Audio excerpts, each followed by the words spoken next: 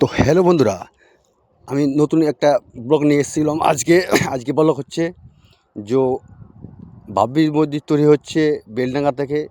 বেলডাঙ্গা বাবরি মসজিদের যে ইটের পাহাড় কীভাবে লাগেছে, এই পাহাড়টা দেখাবো আজকে। যে লোককে দান করার একটা উৎসুক, যেভাবে দান করছে লোক ভাবতে পারেনি যে এতটা নিট হতে পারে এখানে।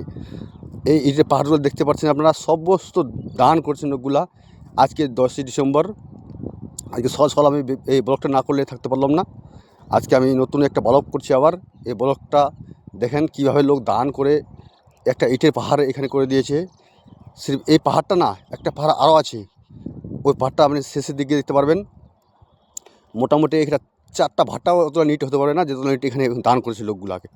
দেখে নেন, আপনার নিটের পাহাড়টা দেখেই বুঝতে পারবেন কতগুলো নিট এখানে দান করেছে লোক। এত উৎসুক এই বাবরি মসজিদের জন্য, এই বাবরি মসজিদ তৈরি করার জন্য।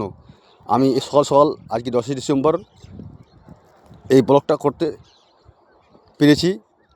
এখন লোকের বর্তমানে ভিড় নাই। সকাল 6টা 22 মিনিট বাজে এখন। এই 6টা 22 মিনিটে দেখেন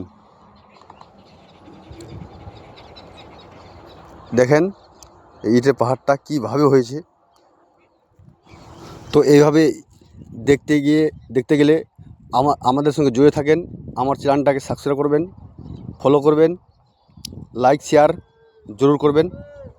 দেখে নেন আজকে ব্লগ ইটের পাহাড় কীভাবে হয়েছে এখানে বাবরি মসজিদ দান করার লোক দান যে করেছে। ইটের পাহাড়টা দেখেন, এটা হলো দ্বিতীয় পাহাড়।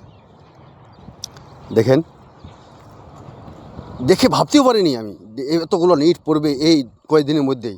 আজকে 10ই ডিসেম্বর, দেখেন এটা দ্বিতীয় পাহাড়।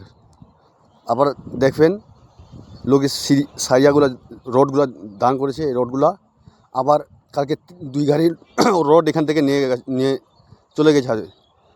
আর সিমেন্টে মোটামুটি 7 গাড়ি এখান থেকে গিয়েছে। দেখেন